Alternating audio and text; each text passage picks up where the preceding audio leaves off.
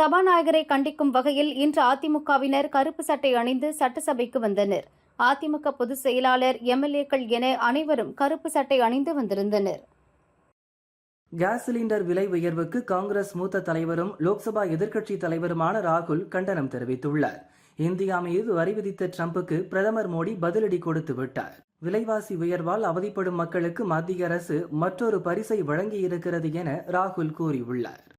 நாட்டு மக்களின் வீடுகளில் அடுப்பு எரிய வேண்டுமா அல்லது அவர்களது வயிறு எரிய வேண்டுமா?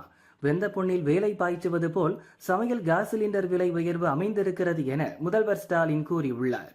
அடாவடியாக விலையை உயர்த்திவிட்டு தேர்தல் நெருங்கும் நேரத்தில் அதில் சிறு பகுதியை குறைத்து நாடகமாடுவது பாஜகவின் வழக்கமாகிவிட்டது. இந்த நாடகத்தை பார்த்து பார்த்து நமக்கும் பழக்கமாகிவிட்டது என்றும் தெரிவித்துள்ளார்.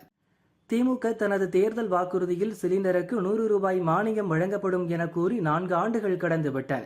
அதனை பற்றி பேசாமல் நீலி கண்ணீர் வடித்து நாடகமாடிக்கொண்டிருக்கிறார் முதல்வர் ஸ்டாலின் என தமிழக பாஜக தலைவர் அண்ணாமலை கூறியுள்ளார். மத்திய அரசு கொண்டு வந்த வக்ஃப் சட்டத்திருத்த மசோதாவுக்கு துவக்கத்திலிருந்தே கேரள அரசு கடுமையாக எதிர்ப்பு தெரிவித்து வந்தது. இந்நிலையில் திடீரென மனமாறிய மாநில அரசு நாட்டிலேயே முதல் மாநிலமாக புதிய சட்டத்தின் கீழ் வக்ஃப் வாரியத்தை ஏற்படுத்த உள்ளதாக அறிவித்துள்ளது.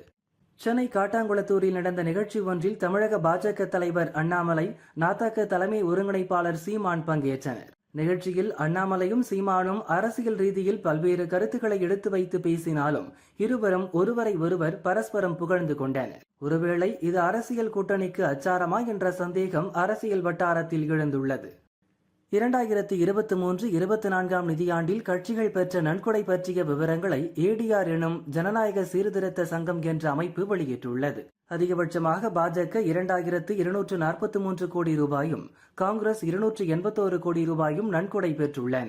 2022-23 நிதியாண்டில் 719.85 கோடியாக இருந்த பாஜகவின் நன்கொடை 211% உயர்ந்து 2243 கோடியை எட்டியுள்ளது. 79.92 கோடி ரூபாயில் இருந்த காங்கிரசின் நன்கொடை 252% உயர்ந்து 281 கோடியாக அதிகரித்துள்ளது. அம்ரித் பாரத் திட்டத்தின் கீழ் புதுப்பிக்கப்பட்ட 50க்கும் மேற்பட்ட ரயில் நிலையங்களை வரும் 19ஆம் தேதி வீடியோ கான்பரன்ஸ் வாயிலாக பிரதமர் மோடி திறந்து வைக்கிறார். அதேபோல் கடற்கரை, தாம்பரம், செங்கல்பட்டு தடத்தில் முதல் AC மின்சார ரயில் சேவையையும் பிரதமர் மோடி துவக்கி வைக்க உள்ளார். சிங்கப்பூரில் ஆந்திர துணை முதல்வர் பவன் கல்யாணின் மகன் படிக்கும் பள்ளியில் தீ விபத்து ஏற்பட்டது. இந்த தீ விபத்தில் பவன் கல்யாணின் 8 வயது இளைய மகன் மார்க் சங்கர் சிக்கி படுகாயமடைந்தார். தீக்காயங்களுடன் மீட்கப்பட்ட மார்க் சங்கர் மருத்துவமனையில் சிகிச்சை பெற்று வருகிறார். இந்நிலையில் அனைத்து நிகழ்ச்சிகளையும் ரத்து செய்துவிட்டு மகனை பார்க்க பவன் கல்யாண் சிங்கப்பூர் செல்ல உள்ளதாக தகவல் வெளியாகியுள்ளது. தெற்கு வங்கக்கடலின் மையப்பகுதியில் காற்றழுத்த தாழ்வு பகுதி உருவாகியுள்ளது. இதனால் புதுக்கோட்டை, தஞ்சாவூர், திருவாரூர், நாகப்பட்டினம், மயிலாடுதுறை ஆகிய 5 மாவட்டங்களில் இன்று கனமழை பெய்ய வாய்ப்புள்ளதாக சென்னை வானிலை ஆய்வு மையம் அறிவித்துள்ளது. ஏப்ரல் 13ஆம் தேதி வரை தமிழகத்தில் ஒரு சில இடங்கள், புதுச்சேரி மற்றும் காரைக்காலில் மிதமான மழை தொடரலாம் என்றும் தெரிவித்துள்ளது. ஹோசூர் விமான நிலையத்துக்காக ஹோசூர் கிழக்கில் 1, தெற்கில் 1 என 2 இடங்களை தேர்வு செய்து டிட்கோவிடம் அறிக்கை சமர்ப்பிக்கப்பட்டுள்ளது. இந்த 2 இடங்களில் ஒன்றை தமிழக அரசு தேர்வு செய்யும். அங்கு விமான நிலையம் அமைக்க சிவில் விமான போக்குவரத்து அமைச்சகத்திடம் அனுமதி பெறுவது உள்ளிட்ட பணிகள் மேற்கொள்ளப்படும் என அதிகாரிகள் தெரிவித்தனர். சென்னையில் இன்று ஆபரண தங்கத்தின் விலை சவரனுக்கு 480 ரூபாய் குறைந்து ஒரு சவரன் 65,800 ரூபாய்க்கு விற்கப்படுகிறது. 1 கிராம் 8,225 ரூபாய்க்கு விற்கப்படுகிறது. தொடர்ந்து 4வது நாளாக தங்கம் விலை குறைந்துள்ளதால் நகை பிரியர்கள் நிம்மதியடைந்துள்ளனர். வெள்ளி விலையும் குறைந்துள்ளது. கிராமுக்கு 1 ரூபாய் குறைந்து 1 கிராம் 102 ரூபாய்க்கு விற்பனை செய்யப்படுகிறது. செகந்திராபாத்தில் இருந்து ஹவுரா நோக்கி சென்ற ஃபலக்னுமா அதிவேக எக்ஸ்பிரஸ் ரயிலில் இருந்து ரயில் பெட்டிகள் தனியாக பிரிந்தன. பயணிகள் கவனித்து ரயில்வே அதிகாரிகளை எச்சரிக்கை செய்ததை அடுத்து மீண்டும் ரயில் இன்ஜின் பின்னால் கொண்டுவரப்பட்டு இணைக்கப்பட்டது. கிருஷ்ணகிரி மாவட்டம் தேன்கனிக்கோட்டை அடுத்த திம்மச்சந்திரம் அருகே செயல்பட்டு வரும் டாஸ்மாக் கடையின் பின்புறம் துளையிட்டு 1,30,000 ரூபாய் மதிப்பிலான 16 மது பாட்டில் பெட்டிகளை கொள்ளையடித்து சென்ற 5 பேரை தேன்கனிக்கோட்டை தனிப்படை போலீசார் கைது செய்தனர். அவர்களிடமிருந்து 12 மது பாட்டில்கள், பெட்டிகள் பறிமுதல் செய்தனர். நொய்டாவில் வெஜ் பிரியாணி ஆர்டர் செய்த தனக்கு சிக்கன் பிரியாணி டெலிவரி செய்ததாக பெண் ஒருவர் கண்ணீருடன் வெளியிட்ட வீடியோவால் உணவக உரிமையாளர் ராகுல் ராஜ்வன்ஷி என்பவர் கைதானார். திருத்தணி முருகன் கோவிலில் சாமி தரிசனம் செய்ய வந்த பக்தர் ஒருவர் தவறவிட்ட 1.5 லட்சம் ரூபாய் மதிப்பிலான நகையை சிறுமிகள் பார்த்து எடுத்தனர். அந்த நகையை அவர்கள் மலைக்கோவில் புறக்காவல் நிலையத்தில் ஒப்படைத்த சம்பவம் அனைவரையும் நெகிழ்ச்சியில் ஆழ்த்தியது. சிறுமிகளுக்கு போலீசார் உட்பட பலரும் பாராட்டு தெரிவித்தனர்.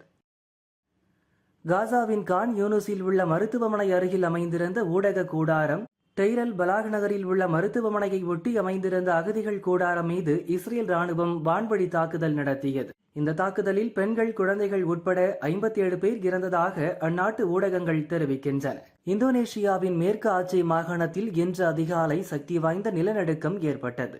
ரிக்டர் அளவுகோலில் 5.9 பதிவான இந்த நிலநடுக்கத்தால் பெரிய அளவிலான பாதிப்புகள் ஏதும் ஏற்பட்டதாக தெரியவில்லை என அந்நாட்டின் காலநிலை மையம் அறிவித்துள்ளது. மீஞ்சூரில் உள்ள காமாட்சியம்மன் உடனுறை ஏகம்பரநாதர் கோவிலில் தேர் திருவிழா விமரிசையாக நடைபெற்றது. திரளான பக்தர்கள் கலந்து கொண்டு தேரினை வடம் பிடித்து இழுத்தனர்.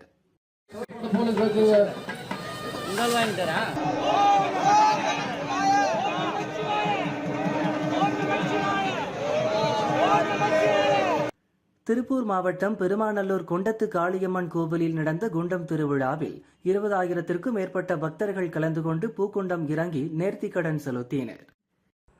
புதுச்சேரியின் காரைக்கால் மாவட்டம் திருத்தளிச்சேரி பகுதியில் உள்ள சிவலோகநாத சுவாமி கோயிலில் சூரிய பூஜை விழா ஒரு வாரம் நடக்கிறது. 2ஆம் நாளான இன்று மூலவருக்கு வெள்ளி அங்கி அணிந்து சிறப்பு அபிஷேக ஆராதனை நடந்தது. மூலவர் மீது சூரிய ஒளி விழுந்ததும் விசேஷ பூஜைகள் செய்யப்பட்டன. திரளான பக்தர்கள் பங்கேற்று சாமி தரிசனம் செய்தனர்.